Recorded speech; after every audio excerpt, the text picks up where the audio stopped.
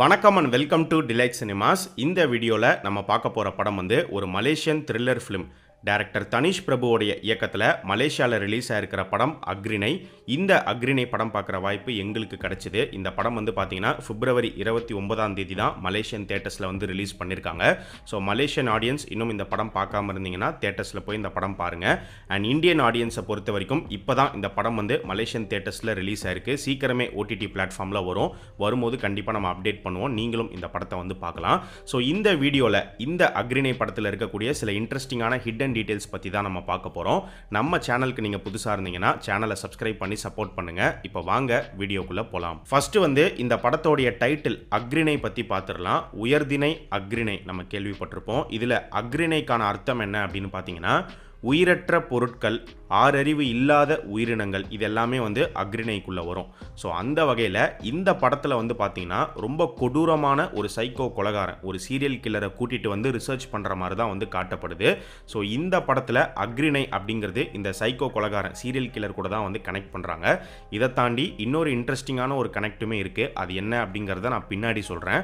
அடுத்து பார்த்தோம் அப்படின்னா, இந்த படத்தோடைய ஆரம்பத்தில் பார்த்தீங்கன்னா அனிமேஷனில் ஒரு ஸ்டோரி ஒன்று காட்டப்படும். ஒரு வேடன் ஒருத்தன் வந்து காட்டுக்கு வேட்டையாட போகும்போது 3 ஓநாய்களை பார்த்தா. அந்த 3 ஓநாய்களை வந்து சுட்டு அவனுடைய இடத்துக்கு, அவனுடைய கொட்டகை ஷெட்டில் கூட்டிகிட்டு வந்து அந்த 3 ஓநாய்களையுமே வந்து அடைச்சி வச்சுட்டான். அதே ஷெட்டுக்கு வெளியில் வந்து பார்த்தீங்கன்னா மாடு, ஆடு, கோழி எல்லாமே வந்து இருக்கும். ஸோ ஆரம்பத்தில் அந்த ஓநாய்கள் வந்து வேடனுடைய பேச்சை கேட்டு அமைதியாக தான் வந்து இருந்தது, அதோடைய காயங்கள் ஆறுற வரைக்கும்.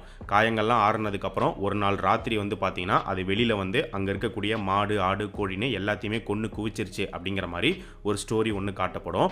இந்த அனிமேஷன் ஸ்டோரி வந்து பார்த்தீங்கன்னா இந்த கதைக்கான ஒரு ஃபோர் ஷேடோவாக இருக்கும். அனிமேஷனில் காட்டப்படுற வேடன் வந்து படத்தில் டாக்டர் கேரக்டரோட வந்து கனெக்ட் ஆகும். அதே மாதிரி அந்த 3 ஓநாய்கள் வந்து பார்த்தீங்கன்னா கதையில் வர 3 சீரியல் கில்லர்ஸோட வந்து கனெக்ட் பண்ணியிருப்பாங்க. எப்படி ஒரு நாள் ராத்திரி இந்த 3 ஓநாய்கள் தப்பிச்சு கொலைகள் பண்ணுதோ அதே மாதிரி தான் இந்த கதையிலுமே வந்து பார்த்தீங்கன்னா இந்த 3 கொலைகாரங்களும் வந்து ஒரு நாள் நைட்டு தப்பிச்சு கொலைகள் பண்ணுற மாதிரி வந்து காட்டப்படும். அடுத்த பாயிண்ட் என்ன அப்படின்னு பார்த்தீங்கன்னா, RGB, red, green and blue, இந்த 3 கலர்ஸ் வந்து இந்த படத்தில் ஒரு முக்கியமான ரோல் வந்து ப்ளே பண்ணும். லைட்டிங்கில் நீங்கள் பார்த்தீங்கன்னா இந்த படத்தில் நிறைய சீன்ஸ், அது இன்டோர் சீக்வன்ஸாக இருக்கட்டும், வீட்டுக்குள்ளே நடக்கிற காட்சிகளாக இருக்கட்டும், அவுட்டோர் சீக்வன்ஸ், அந்த ஃபாரஸ்ட் ஏரியா சீக்வன்ஸ்லாம் கூட நீங்கள் பார்த்தீங்கன்னா நிறைய இடங்களில் இந்த ரெட், கிரீன் அண்ட் ப்ளூ இந்த 3 கலர்ஸை வந்து பயங்கர ஸ்ட்ராங்காகவே வந்து யூஸ் பண்ணியிருப்பாங்க. அண்ட் கதையில் எப்படி கனெக்ட் பண்ணியிருப்பாங்க அப்படின்னா, அந்த 3 கொடூரமான கொலைகாரங்களோட தான் இந்த 3 கலர்ஸை வந்து கனெக்ட் பண்ணியிருப்பாங்க. இதை பற்றி படத்திலேயே அந்த டாக்டர் கேரக்டர் அவருடைய ஒய்ஃப் கிட்ட சொல்கிற மாதிரி இருக்கும். ஸோ ரிகாந்த்ரா, காந்தரூபன், பலிகேசன், இவங்க 3 பேரை தான் ஒரு காட்டேஜில் தனித்தனி ரூமில் வச்சு ரிசர்ச் பண்ணுற மாதிரி வந்து காட்டப்படும். ஸோ ரிகாந்த்ராவுடைய ஃபர்ஸ்ட் லெட்டர் ஆர், காந்தரூபனுடைய ஃபர்ஸ்ட் லெட்டர் ஜி, பலிகேசனுடைய first letter B. So RGB. So இதை தான் வந்து நான் கோட் வேர்ட்ஸாக பயன்படுத்திக்கிட்டேன் அப்படிங்கிற மாதிரி டாக்டரே வந்து சொல்லுவார், ரெட், கிரீன் அண்ட் ப்ளூ அப்படின்னு. ஸோ இந்த 3 கலர்ஸை வந்து இந்த படத்தில் அந்த 3 கொலைகாரங்களுடைய காஸ்டியூம்ஸ்லையுமே வந்து பயன்படுத்தியிருப்பாங்க. இவங்க 3 பேரும் அந்த காட்டேஜ்லேருந்து எஸ்கேப் ஆனதுக்கப்புறம் நீங்கள் பார்த்தீங்கன்னா ரெட் வந்து அந்த காட்டேஜில் இருக்கக்கூடிய போலீஸோடைய ஜாக்கெட்டே எடுத்து போட்டுப்பார். ஸோ அந்த ஜாக்கெட் வந்து மெரூன் கலரில் இருக்கும். ஸோ அந்த காட்டேஜ்லேருந்து இவங்க 3 பேரும் தப்பிச்சு ஒரு ஃபார்மர் கேரக்டர் ஒன்று காட்டுவாங்க, அவரோட இடத்துக்கு தான் போவாங்க. அங்கே தான் பார்த்தீங்கன்னா மீதி 2 பேர் வந்து அவங்களுடைய காஸ்டியூம்ஸை அங்கேருந்து வந்து பிக் பண்ணுவாங்க. ஸோ காந்தரூபன் வந்து பார்த்தீங்கன்னா ஒரு க்ரீன் கலர் காஸ்டியூம் தான் வந்து பிக் பண்ணுவார், மருந்து அடிக்கிறவங்களுடைய காஸ்டியூமை தான் அவர் போட்டுப்பார். அண்ட் பலிகேசன் வந்து பார்த்தீங்கன்னா ஒரு ப்ளூ கலர் காஸ்டியூம் தான் அங்கே போடுற மாதிரி இருக்கும். ஸோ இந்த கலர்ஸை வந்து காஸ்டியூம்ஸில், லைட்டிங்கில் கொண்டு வந்ததெல்லாம் தாண்டி இந்த படத்தில் டாக்டர் கேரக்டர் வந்து அவருடைய ஒய்ஃப் கிட்ட இன்னொரு விஷயத்தையுமே சொல்லுவார். கோஇன்சிடென்டலாக இந்த ரெட், கிரீன் அண்ட் ப்ளூ அப்படிங்கிற இந்த கலர்ஸ்க்கும் இவங்க கொலை பண்ணுற விதம்க்கும் வந்து மேட்ச் ஆகுது அப்படிங்கிற மாதிரி சொல்லுவார். ஆனால் அது எப்படி மேட்ச் ஆகுது அப்படிங்கிறத சொல்லியிருக்க மாட்டாங்க. பட் படத்திலேயே வந்து பார்த்தீங்கன்னா காமிச்சிருப்பாங்க. எப்படி காமிச்சிருக்காங்க அப்படின்னு பார்த்தீங்கன்னா, ஃபர்ஸ்ட் ரெட் ரிகாந்த்ரா எடுத்துக்கிட்டோம் அப்படின்னா அவருக்கு வந்து ரத்தம்னா ரொம்ப பிடிக்கும். அவருடைய ஃப்ளாஷ்பேக்கில் அவர் பண்ண கொலைகளாக இருக்கட்டும், அதுக்கப்புறமா கதையில் அவர் பண்ணுற கொலைகளாக இருக்கட்டும், எல்லாமே வந்து ரத்தம் சம்மந்தப்பட்டு தான் இருக்கும். குத்தி கொலை பண்ணுற மாதிரி, வெட்டி கொலை பண்ணுற மாதிரி, இப்படி தான் வந்து அவர் கொலை பண்ணுற விதத்தை வந்து காமிச்சிருப்பாங்க.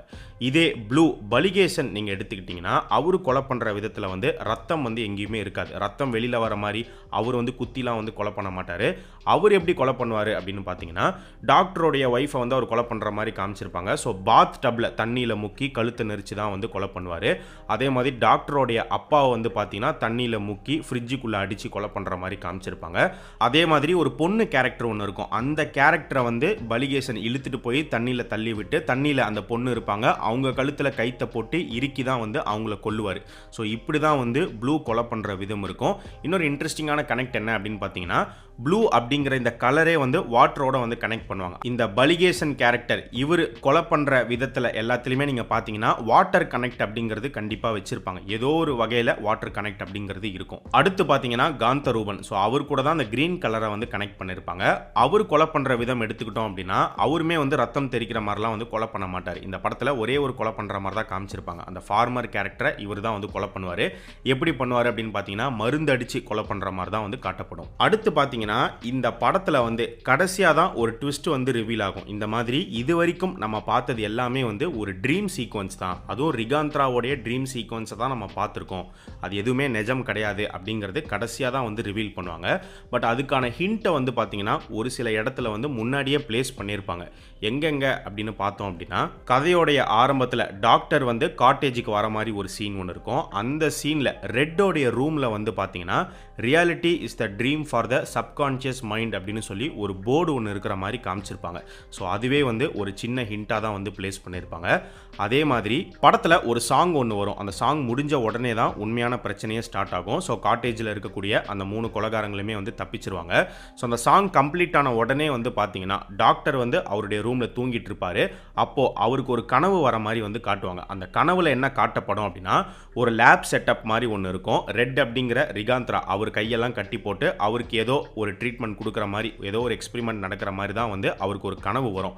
ஆனால் அவருடைய கனவுல வந்து பார்த்தீங்கன்னா ஒரு சின்ன டிஃப்ரென்ஸ் ஒன்று இருக்கும். இப்போ நீங்கள் காட்டேஜில் அந்த ரிகாந்த்ராவை கட்டி போட்டிருக்கிற விதமும் அவர் கனவுல வந்த ஒரு அட்மாஸ்பியரும் வந்து பார்த்தீங்கன்னா வித்தியாசமாக இருக்கும்.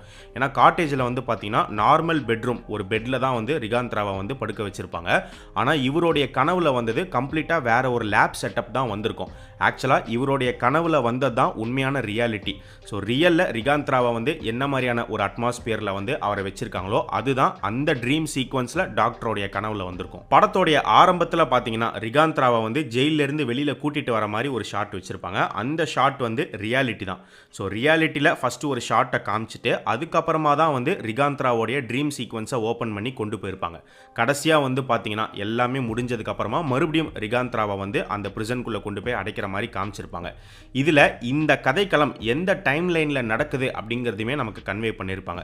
ஸோ ஸ்டார்டிங் ரிகாந்த்ராவை வெளியில் கூட்டிகிட்டு வரும்போது பார்த்தீங்கன்னா நவம்பர் 11, 2020 அப்படின்னு போட்டிருக்கோம். டெக்ஸ்டர் அசைலம் அப்படின்னுமே எழுதப்பட்டிருக்கோம். கடைசியாக இந்த படம் முடியும் போது பார்த்தீங்கன்னா நவம்பர் 22, 2020 அப்படின்னு போட்டிருக்கோம். ஸோ ஒரு 11 நாள் கிட்ட ரிகாந்த்ராவை ஒரு இடத்துல வச்சு இல்லீகலாக ரிசர்ச் பண்ணுற மாதிரி தான் வந்து இந்த படத்தில் காமிச்சிருப்பாங்க. ரியாலிட்டியில் ரிகாந்த்ராவை வச்சு இவங்க பண்ணுற எக்ஸ்பெரிமெண்ட் ரிசர்ச் என்ன அப்படின்னு பார்த்தீங்கன்னா, ஒரு சைக்கோபாத் கொலகாரனாக இருக்கிற இவரை வந்து ஸ்டேபிளாக மாற்றணும் அப்படிங்கிறதான் இவங்களுடைய எண்ணமே. அதுதான் இவங்களுடைய ரிசர்ச். ஸோ இவங்களுடைய ரிசர்ச்சில் ரிகாந்த்ராக்கு வந்து ஒரு போதைப் பொருளை செலுத்தி அவரை ஹாலுசினேட் பண்ண வைப்பாங்க. ஸோ அவர் ட்ரீமில் இருக்காரு அப்படிங்கிறது அவருக்கே தெரியாது. அப்படி இருக்கிற டைமில் இவங்க வந்து பார்த்தீங்கன்னா இவங்க ரெடி பண்ண ஸ்டோரியை வந்து அவருக்கு சொல்ல ஆரம்பிப்பாங்க.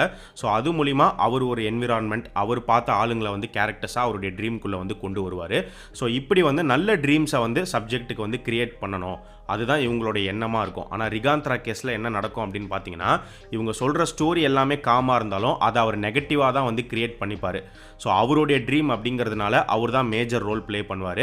ரியாலிட்டியில் ரிகாந்த்ரா வந்து ரொம்ப மோசமான ஒரு கொலைகாரன். அதே மாதிரி அந்த ட்ரீம் சீக்வன்ஸ்லையும் நீங்கள் பார்த்தீங்கன்னா அவராக இருக்கட்டும், அவர் உருவாக்குற அந்த கேரக்டர்ஸ் எல்லாருமே வந்து பயங்கரமாக கொலை பண்ணுற மாதிரி காமிச்சிருப்பாங்க. அண்ட் இன்னொரு பக்கம் பார்த்தோம் அப்படின்னா இது அவருடைய கனவு அப்படிங்கிறதுனால அவரை தாண்டி மீதி எல்லாருமே வந்து பார்த்தீங்கன்னா இறந்து போயிருப்பாங்க. ஸோ அவர் மட்டும்தான் உயிரோடு இருப்பார். படத்தோடைய எண்டில் அந்த ட்விஸ்ட்லாம் ரிவீல் ஆனதுக்கு அப்புறமா அந்த மீட்டிங் ரூம் சீனில் வந்து பார்த்தீங்கன்னா ரிகாந்த்ரா பற்றி டிஸ்கஸ் பண்ணும்போது யூஎஸில் ஒரு கேஸ் பற்றி சொல்லுவாங்க. நிக்கோ ஜென்கின்ஸ் அப்படிங்கிற ஒருத்தன், அவனும் வந்து ரிகாந்த்ரா மாதிரியே ஒரு கொடூரமான கொலைகாரன் தான். அவனுடைய கேஸ்லையுமே வந்து பார்த்தீங்கன்னா கிங் அப்போஃபிஸ் தான் வந்து என்னை கொலை பண்ண சொல்லிச்சு அப்படின்னு தான் வந்து அவனும் சொல்லியிருக்கான் அப்படிங்கிற மாதிரி சொல்லுவாங்க. ஸோ நிக்கோ ஜென்கின்ஸ் அப்படிங்கிறது உண்மையிலேயே ஒரு சைக்கோபாத் கொலைகாரன் தான். ஸோ நிக்கோ ஜென்கின்ஸை இன்ஸ்பயர் பண்ணி தான் இந்த படத்தில் ரிகாந்த்ரா அப்படிங்கிற கேரக்டரே வந்து உருவாக்கியிருக்காங்க. ஸோ ரிகாந்த்ராவோடைய ஹெட்டில் வந்து பார்த்தீங்கன்னா ஒரு டேட்டு ஒன்று இருக்கும். ஆனால் அந்த டேட்டு பார்க்கும்போது ஒரு நார்மல் டேட்டு மாதிரி இருக்காது, ஒரு மாதிரி வித்தியாசமாக இருக்கும். அது எதனால அப்படின்னு பார்த்தீங்கன்னா, அந்த டேட்டு வந்து நார்மலாக டேட்டு பண்ணுற மாதிரி பண்ணது கிடையாது. ரிகாந்த்ரா வந்து அவரோட அவருடைய மண்டைய அவருடைய ஹெட்டை வந்து அவரே காயப்படுத்திக்கிட்டு அந்த டாட்டூ கிரியேட் பண்ணால் எப்படி இருக்குமோ அந்த டிசைனை தான் வந்து அவருடைய ஹெட்டில் வந்து கொண்டு வந்திருப்பாங்க. ஸோ இதுக்கான இன்ஸ்பிரேஷனும் வந்து பார்த்தீங்கன்னா நிக்கோ ஜென்கின்ஸ் தான். ஏன்னா நிக்கோ ஜென்கின்ஸ் உண்மையிலே என்ன பண்ணியிருக்கான் அப்படின்னு பார்த்தீங்கன்னா, கிங் அப்போஃபிஸ் மாதிரி நம்மளுடைய ஆண்குறியை மாற்றிக்கணும் அப்படின்னு சொல்லி அவனுடைய ஆண்குறியை வந்து பயங்கரமாக போட்டு டேமேஜ் பண்ணியிருக்கான். அதில் 27 தையெல்லாம் வந்து போட்டிருக்காங்க. ஸோ அதை இன்ஸ்பயர் பண்ணி தான் இந்த படத்தில் வந்து பார்த்தீங்கன்னா ரிகாந்த்ரா வந்து அவனுடைய ஹெட்டில் வந்து அவனே காயப்படுத்தி ஒரு டாட்டூ பண்ணால் எப்படி இருக்கும் அப்படிங்கிற மாதிரி காமிச்சிருக்காங்க. படத்தோடைய எண்டில் அந்த எக்ஸ்பெரிமெண்ட்லாம் முடிஞ்சு ரிகாந்த்ராவை மறுபடியும் பிரிசனுக்கு அனுப்பிடுவாங்க. ஸோ டாக்டர் வந்து பார்த்தீங்கன்னா அவருடைய ரூமில் வந்து பார்க்கும்போது டேபிளில் அப்பா சூஸ் ஒன் அப்படின்னு சொல்லி ஒரு சில ஃபோட்டோகிராஃப்ஸ்லாம் இருக்கும். அதில் வந்து தாய்லாண்ட், வாட்டர் ஃபால், அதுக்கப்புறம் பீச், இந்த மாதிரி ஃபோட்டோஸ்லாம் இருக்கும். டக்குன்னு பார்க்கும்போது கேமரூன் ஹைலாண்டோடைய ஃபோட்டோகிராஃபும் இருக்கும். அதாவது இவங்க அந்த ரிகாந்த்ராக்கு கிரியேட் பண்ண அந்த ட்ரீம் சீக்வன்ஸில் வர லொக்கேஷனோடைய ஃபோட்டோகிராஃபும் அந்த ஃபோட்டோஸில் வந்து இருக்கும். அந்த ஃபோட்டோகிராஃபை பார்த்த உடனே டாக்டர் வந்து ஷாக் ஆவார். அந்த ஃபோட்டோகிராஃப்க்கு பின்னாடி வந்து பார்த்தீங்கன்னா ரத்த கரையில் வந்து ஷால்வி அப்படிங்கிற மாதிரி எழுதியிருக்கும். ஸோ இதுக்கான கனெக்ட் என்ன அப்படின்னு பார்த்தீங்கன்னா, அந்த மீட்டிங் ரூம்லேயே வந்து அந்த டாக்டர் ஒரு விஷயத்தை தெளிவாக சொல்லியிருப்பார். இந்த மாதிரி இந்த எக்ஸ்பெரிமெண்ட் சப்ஜெக்ட்டுக்கு பண்ணும்போது அந்த ட்ரீம்லாம் முடிஞ்சு அவங்க முழிச்சதுக்கப்புறமா கண்டிப்பாக அந்த ட்ரீம் அவங்களுக்கு ஞாபகம் இருக்கக்கூடாது. ஆனால் ரிகாந்த்ராவோடைய கேஸில் கொஞ்சம் வித்தியாசமாக இருக்குது. ரிகாந்த்ராவுக்கு வந்து அவன் முழிச்சதுக்கு அப்புறமாவும் நம்ம கிரியேட் பண்ண அந்த ஸ்டோரி, அந்த ட்ரீம் வந்து அவனுக்கு நல்லாவே ஞாபகம் இருக்குது அப்படிங்கிற மாதிரி சொல்லியிருப்பார். ஸோ அதில் தான் இந்த லொக்கேஷனும் வந்து ரிகாந்த்ராவுக்கு ஞாபகம் இருக்குது. இதை தாண்டி பார்த்தோம் அப்படின்னா படத்தில் ஒரு சில டீட்டெயிலிங்ஸுமே வந்து பண்ணியிருப்பாங்க. ஃபார் எக்ஸாம்பிள், ரிகாந்த்ரா வந்து அந்த காட்டேஜ்லேருந்து ஒரு வாக்கி டாக்கியை கொண்டு வந்துருவார். அந்த இடத்துல வந்து 3 வாக்கி டாக்கி இருக்கும். ஒன்று வந்து டாக்டர் கிட்ட இருக்கும், இன்னொன்று அந்த போலீஸ் கிட்ட இருக்கும். 3வது வாக்கி டாக்கியை தான் வந்து ரிகாந்த்ரா கொண்டு வந்துருவார். ஸோ 3 வாக்கி டாக்கி இருக்குது அப்படிங்கிறத ஆரம்பத்திலே நமக்கு ஒரு ஷாட்டில் வந்து காமிச்சிருப்பாங்க. அதே மாதிரி ரிகாந்த்ரா போட்டுட்டு வர அந்த ஜாக்கெட் வந்து போலீஸோடைய ஜாக்கெட் அப்படிங்கிறதையுமே நம்ம சொல்லியிருப்போம்.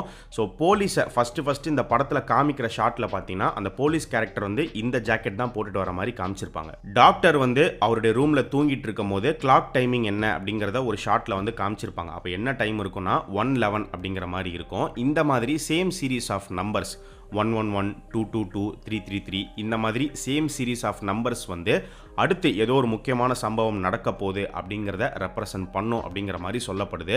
ஸோ அதை தான் இந்த படத்துலையுமே வந்து வச்சுருக்காங்க. அதே மாதிரி இந்த ஷாட்டுக்கு அப்புறமா தான் பார்த்தீங்கன்னா காட்டேஜில் இருந்த அந்த 3 கொடூர கொலைகாரங்களுமே வந்து தப்பிச்சிட்டாங்க அப்படிங்கிற நியூஸ் தெரிய வரும். ஸோ அந்த பாயிண்ட்ல இருந்தால் கதையே வந்து ஸ்டார்ட் ஆகும். படத்தில் காட்டப்படுற ட்ரீம் சீக்வன்ஸோடைய எண்டில் பயங்கரமாக மழை பெய்கிற மாதிரி காமிச்சிருப்பாங்க. திடீர்னு அந்த இடத்துல மழை வந்தது அப்படிங்கிற மாதிரி காட்டாமல் அதுக்குமே ஒரு சின்ன டீட்டெயிலிங் முன்னாடியே பண்ணியிருப்பாங்க. இந்த இடத்துல மழை பெய்ய போகுது அப்படிங்கிறத முன்னாடியே நமக்கு சொல்லியிருப்பாங்க. எப்படின்னு பார்த்தீங்கன்னா ஃபாரஸ்ட்டில் ஒரு ஷாட்டில் டாக்டர் கேரக்டர் வந்து அவருடைய பையனை தேடி வந்துட்டு இருக்கும்போது ஒரு ஃபோன் கால் அவருக்கு வரும். அந்த ஃபோன் கால் எடுத்து பேசும்போது டாக்டர் வந்து பார்த்தீங்கன்னா தயவு செஞ்சு ஆளுங்களை அனுப்புங்க, தப்பிச்சவங்களை வந்து பிடிச்சிடலாம் அப்படிங்கிற மாதிரி சொல்லுவார். ஸோ அந்த ஃபோனில் பேசுகிறவர் என்ன சொல்லுவார்னா, ஆல்ரெடி என் டீமை நான் அனுப்பிட்டேன், அவங்க வந்துட்டு இருக்காங்க. ஆனால் கேமரூன் ஹைலாண்டோடைய என்ட்ரியில் வந்து பார்த்தீங்கன்னா லேண்ட்ஸ்லைட் நடந்திருக்கு, அதனால அவங்க வரத்துக்கு கொஞ்சம் டிலே ஆகுங்கிற மாதிரி சொல்லுவார். அவர் சொல்லும் போதே அந்த லேண்ட்ஸ்லைட் எங்கே நடந்திருக்கோ அதையுமே ஒரு ஷாட்டில் வந்து காட்டுவாங்க. அப்போ அந்த ஷாட்டில் பார்த்தீங்கன்னா மழை பெய்ய ஸ்டார்ட் ஆகிருக்கும், இடி இடிக்கும், அதெல்லாம் வந்து அந்த ஷாட்லேயே ரெஜிஸ்டர் பண்ணியிருப்பாங்க. ஸோ அங்கேயே காமிச்சிட்டு கரெக்டாக அந்த ட்ரீமோடைய எண்டில் வந்து பார்த்தீங்கன்னா பயங்கரமாக மழை பெய்கிற மாதிரி காமிச்சு முடிச்சிருப்பாங்க. இந்த படத்தோடைய டைட்டில் அக்ரினே அப்படின்னா என்ன, அது எப்படி இந்த படத்தோட கனெக்ட் ஆகுது அப்படிங்கிறத ஆரம்பத்திலே நம்ம பார்த்துருப்போம். அதை தாண்டி இன்னொரு இன்ட்ரெஸ்டிங்கான கனெக்டும் இருக்குது, அதை பின்னாடி பார்க்கலாம் அப்படிங்கிற மாதிரி நான் சொல்லியிருந்தேன். அது என்ன கனெக்ட் அப்படின்னு பார்த்தீங்கன்னா, இப்போ இந்த படத்தோடைய எண்டில் பார்ட் 2க்கு லீடு கொடுத்து தான் முடிச்சிருப்பாங்க. அதை தாண்டி ஒரு சில கிளிப்ஸுமே வந்து ஆட் பண்ணியிருப்பாங்க. உலகநாயகன் கமல்ஹாசன் பேசுகிற விஷயங்களாக இருக்கட்டும், கிறிஸ்டோபர் நோலன் பேசுகிறது, இது எல்லாத்தையுமே வந்து ஆட் பண்ணியிருப்பாங்க. ஸோ மெயினாக வந்து பார்த்தீங்கன்னா ஏஐ ஆர்டிஃபிஷியல் இன்டெலிஜென்ஸ் தான் வந்து அக்ரினை பார்ட் 2ல் ஒரு மேஜர் ரோல் ப்ளே பண்ண போகுது, ஒரு முக்கியமான கான்செப்டாக இருக்க போகுது அப்படிங்கிற மாதிரி கடைசியாக நமக்கு கன்வே பண்ணியிருப்பாங்க. இன்னொரு இன்ட்ரெஸ்டிங்கான விஷயம் என்ன அப்படின்னா, இந்த படத்திலே வந்து ஏஐயோடைய ப்ராசஸ் தான் வந்து நடக்கும். இப்போ நம்ம ஏஐ எடுத்துக்கிட்டோம் அப்படின்னா நமக்கு ஒரு ஃபோட்டோ வேணும்னா நம்ம கமாண்ட் டைப் பண்ணாலே போதும். இந்த மாதிரி எனக்கு ஒரு பேக்ரவுண்டில் இப்படி ஒரு ஃபோட்டோ வேணும் அப்படிங்கிறத நம்ம டைப் பண்ணால் நம்ம இன்புட் கொடுத்தா ஏஐ வந்து பார்த்தீங்கன்னா அது ஒரு அவுட்புட்டை வந்து டிசைன் பண்ணி நமக்கு கொடுக்குது. இப்போ அது எல்லாருமே பண்ணிட்டு இருக்காங்க, நீங்கள் பார்த்துருப்பீங்க. ஸோ அந்த ஏஐ ப்ராசஸ் தான் இந்த படத்துலையுமே வந்து நடக்குது. இந்த படத்தில் சப்ஜெக்ட்டுக்கு வந்து இவங்க தான் இன்புட் கொடுக்குறாங்க, இவங்க ஸ்டோரி சொல்கிறாங்க, சப்ஜெக்டை வந்து ஹாலுசினேட் பண்ண வைக்கிறாங்க. ஸோ சப்ஜெக்டோடைய ட்ரீம் தான் வந்து பார்த்தீங்கன்னா அவுட்புட். ஸோ ஏஐ ப்ராசஸ் தான் இந்த படத்திலே வந்து நடக்குது. பட் அக்ரிணை பார்ட் 2ல வந்து ஏஐ தான் ஒரு மெயின் கான்செப்டாக வந்து இருக்க போகுது. அப்படி தான் படத்தோடைய என் கிரெடிட்ஸில் வந்து காமிச்சு முடிச்சிருப்பாங்க. அண்ட் இந்த ஆர்டிஃபிஷியல் இன்டெலிஜென்ஸ் ஏஐ அப்படிங்கிறதுமே அக்ரிணை கூட வந்து கனெக்ட் ஆகும். ஏன்னா அக்ரிணை அப்படின்னா உயிரற்ற பொருட்கள் அப்படிங்கிறதுனால இந்த கான்செப்ட் கூடயுமே இந்த டைட்டில் வந்து ரொம்பவே ஆப்டாக வந்து செட் ஆகுது. ஸோ இது எல்லாமே தான் இந்த அக்ரிணை படத்தில் இருக்கக்கூடிய சில இன்ட்ரெஸ்டிங்கான ஹிடன் டீடைல்ஸ். நம்ம சேனலுக்கு நீங்கள் புதுசாக இருந்தீங்கன்னா சேனலை சப்ஸ்கிரைப் பண்ணி சப்போர்ட் பண்ணுங்கள்.